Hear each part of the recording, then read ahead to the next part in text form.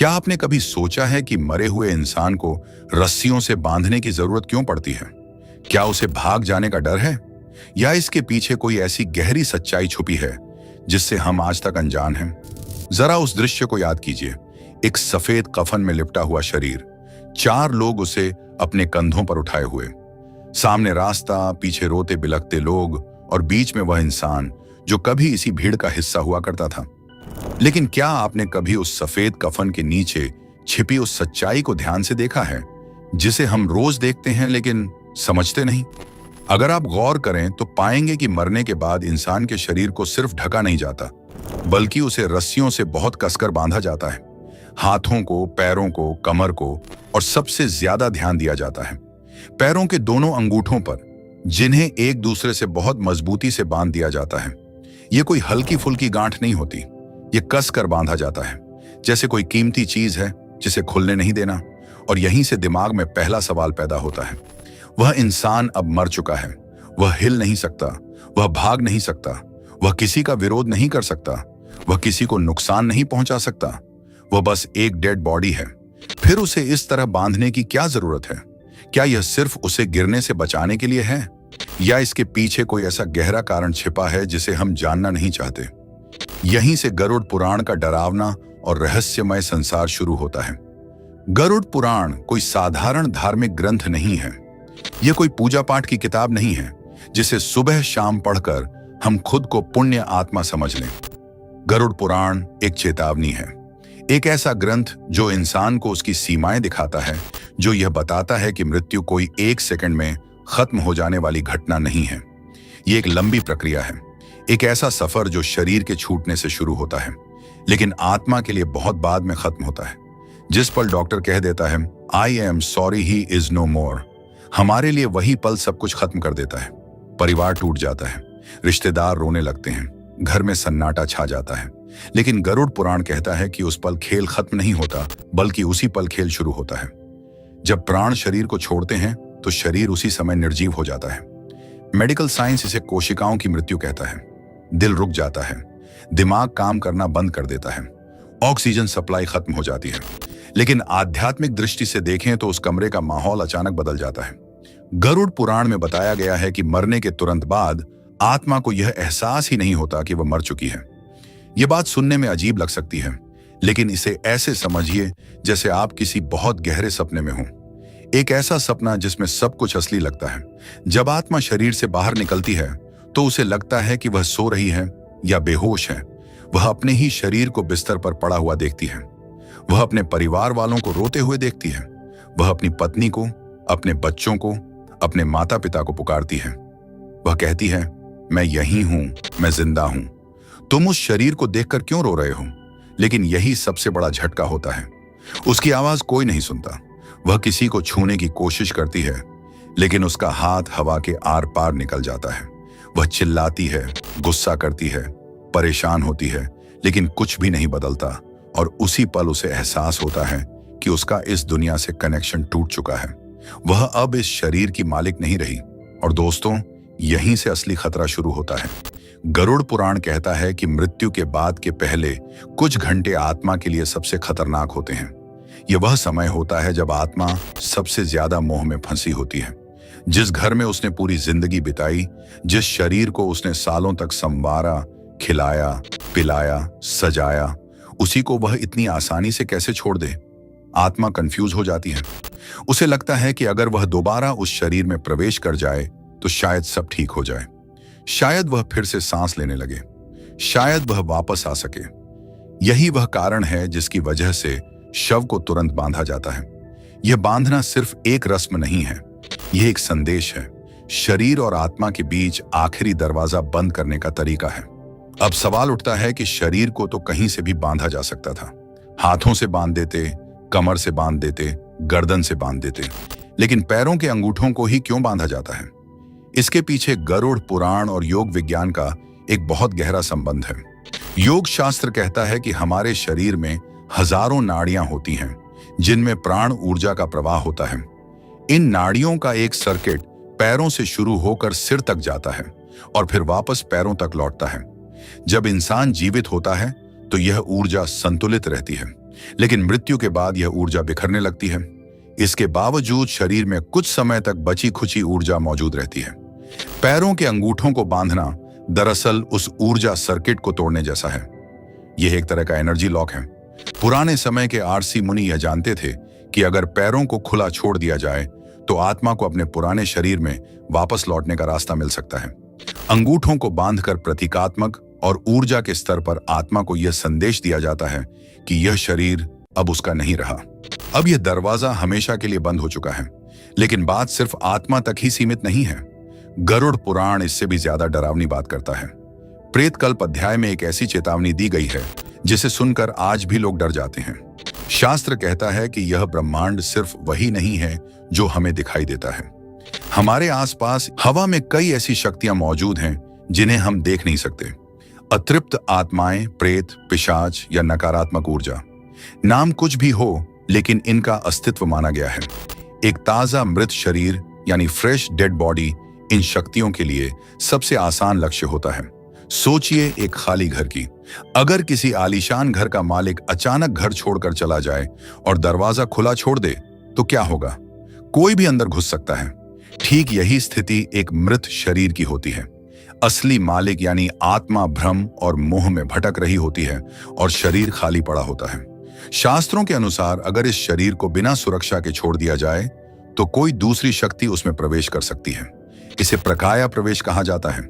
इसी डर की वजह से शव को रस्सियों से, खासकर सुतली या नारियल की रस्सी से बांधा जाता है और बांस की अर्थी पर रखा जाता है।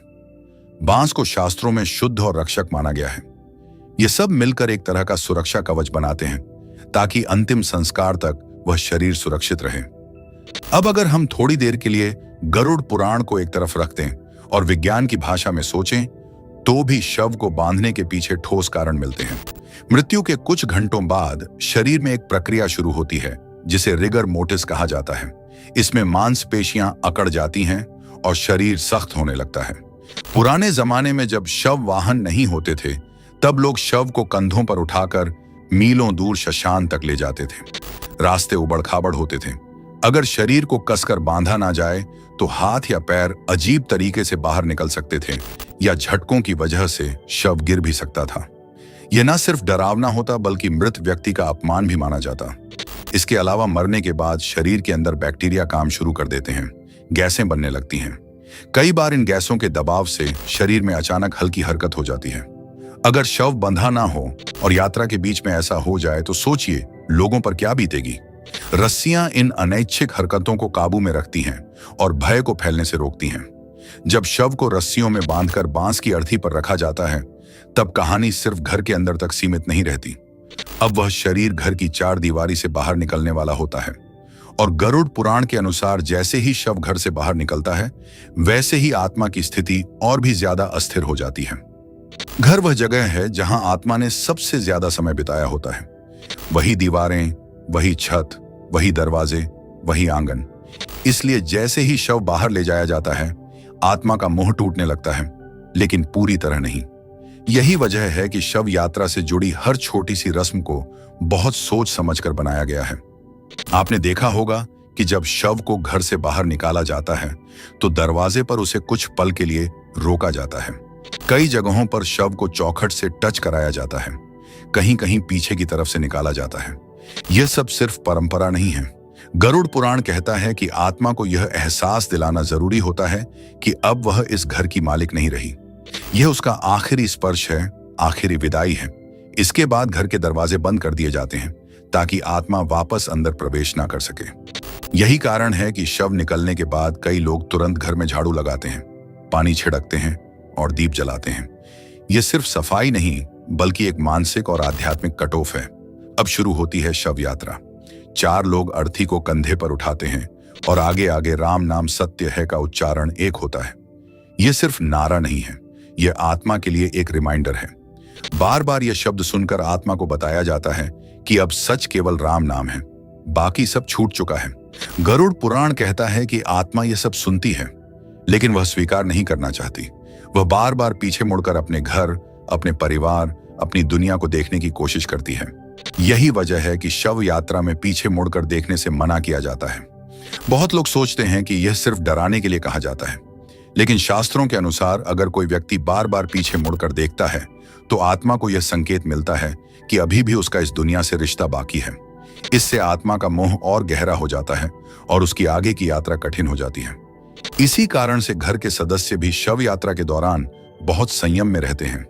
जोर जोर से रोना, चीखना, चिल्लाना भी कई जगहों पर मना किया जाता है, क्योंकि इससे आत्मा और ज्यादा उलझ जाती है।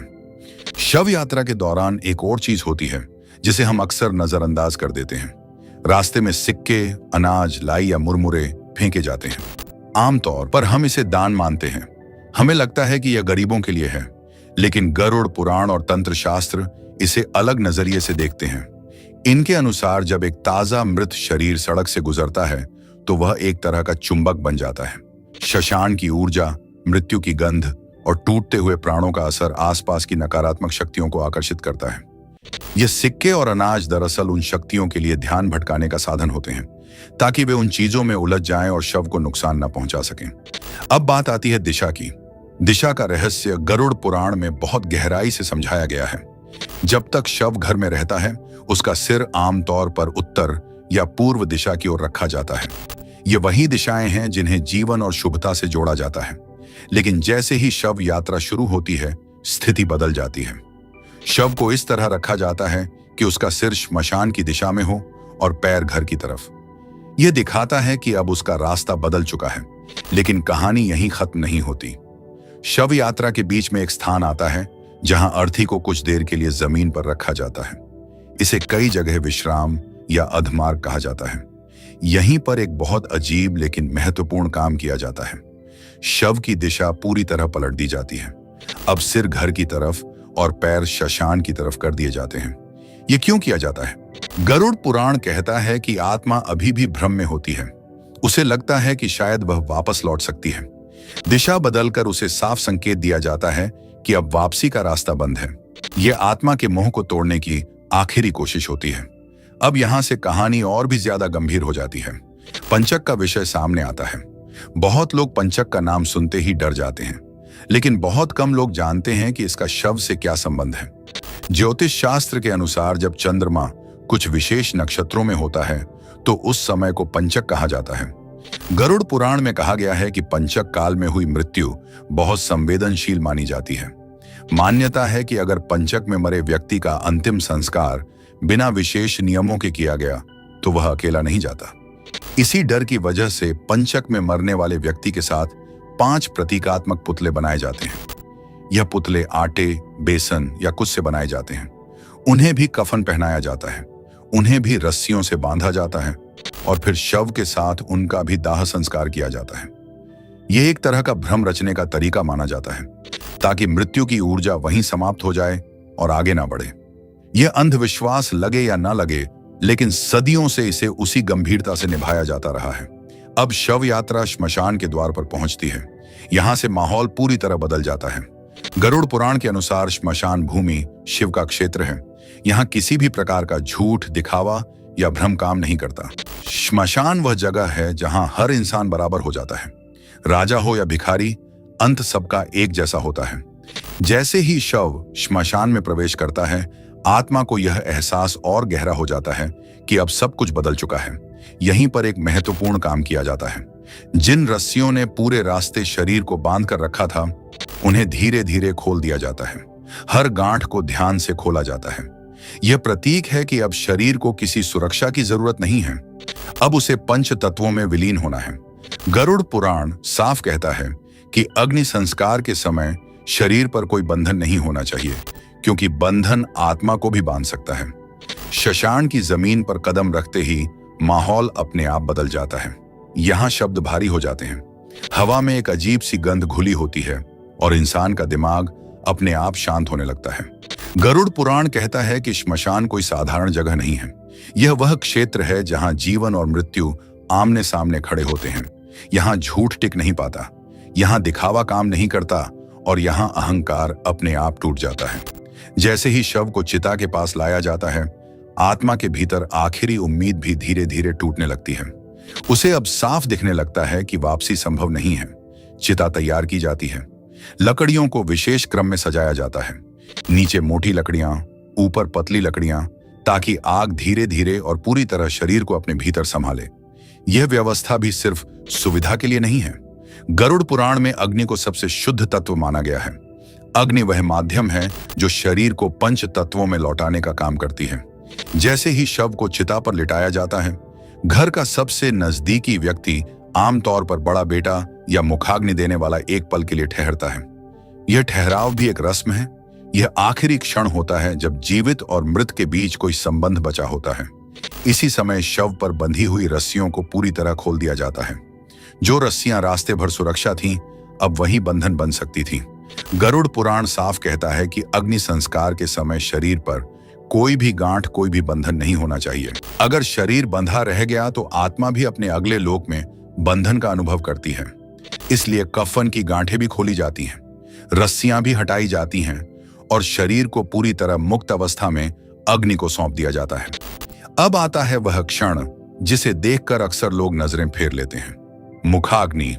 जब आग शरीर को छूती है तो वह सिर्फ लकड़ी और मांस को नहीं जलाती, वह रिश्तों को भी जलाती है। वही शरीर जिसे कभी सजाया गया था, अब धीरे धीरे जलने लगता है। गरुड़ पुराण कहता है कि इस समय आत्मा बहुत पास होती है। वह देखती है कि उसका पुराना घर नष्ट हो रहा है। यही कारण है कि कई लोग कहते हैं कि श्मशान में मन भारी लगता है, दिल बैठने लगता है। यह सिर्फ भावनाएं नहीं हैं, यह उस आत्मा की पीड़ा का असर भी माना गया है। जैसे जैसे आग तेज होती है, शरीर के अलग अलग हिस्से जलने लगते हैं, लेकिन एक हिस्सा ऐसा होता है जो सबसे आखिर में जलता है, खोपड़ी। मानव खोपड़ी शरीर की सबसे सख्त हड्डियों में से एक होती है और यहीं से शुरू होता है गरुड़ पुराण का सबसे डरावना और सबसे गलत समझा गया अध्याय, कपाल क्रिया। जब चिता आधी जल चुकी होती है, तब घर का कोई सदस्य एक बांस का डंडा उठाता है और जलती हुई खोपड़ी पर जोर से प्रहार करता है, उसे तोड़ देता है। जो लोग बाहर से देखते हैं, उन्हें यह क्रूर लगता है। उन्हें लगता है कि कोई अपने ही पिता, भाई या बेटे के सिर पर डंडा कैसे मार सकता है। लेकिन गरुड़ पुराण इसे क्रूरता नहीं, करुणा मानता है। योग शास्त्र के अनुसार मानव शरीर में 7 चक्र होते हैं और सबसे ऊपर सहस्त्रार चक्र होता है, जिसे ब्रह्मरंध्र भी कहा जाता है। योगी और सिद्ध पुरुष इसी द्वार से अपने प्राणों को बाहर निकालते हैं, लेकिन सामान्य इंसान के प्राण अक्सर निचले द्वारों से निकलते हैं और उसकी चेतना सिर के हिस्से में फंसी रह सकती है। गरुड़ पुराण कहता है कि कभी कभी आत्मा शरीर जलने के बाद भी अपने अहंकार, अपनी पहचान और अपनी यादों से पूरी तरह मुक्त नहीं हो पाती। वह उसी खोपड़ी के आसपास भटक सकती है।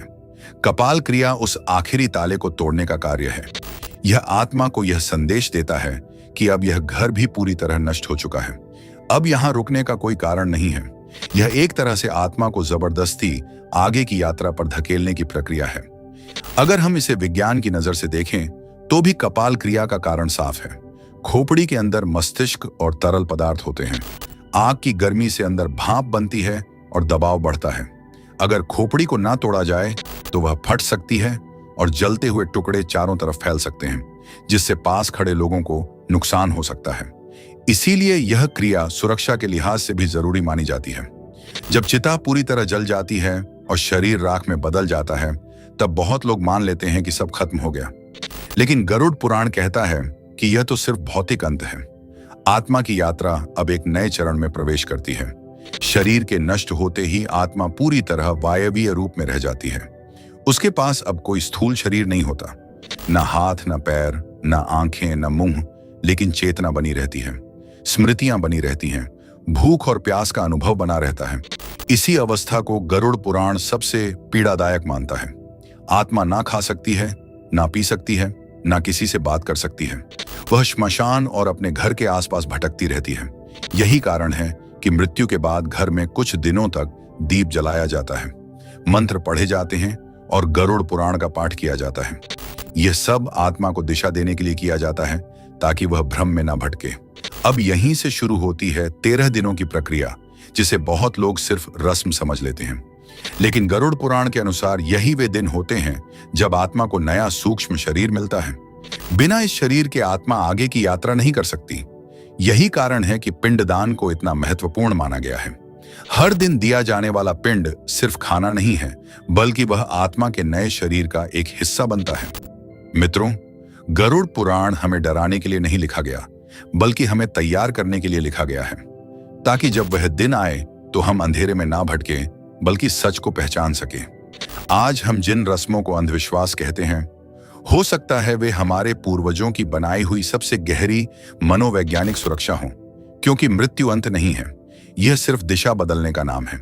और याद रखिए, जो इंसान जीते जी मोह में फंसा रहता है, उसे मरने के बाद रस्सियों की जरूरत पड़ती है, लेकिन जो जीते जी सच को समझ ले, उसे कोई बांध नहीं सकता, ना इस दुनिया में ना उस दुनिया में। अगर आपको यह वीडियो सोचने पर मजबूर कर गया हो तो इसे लाइक कीजिए, शेयर कीजिए और चैनल को सब्सक्राइब कीजिए। जय श्री हरि।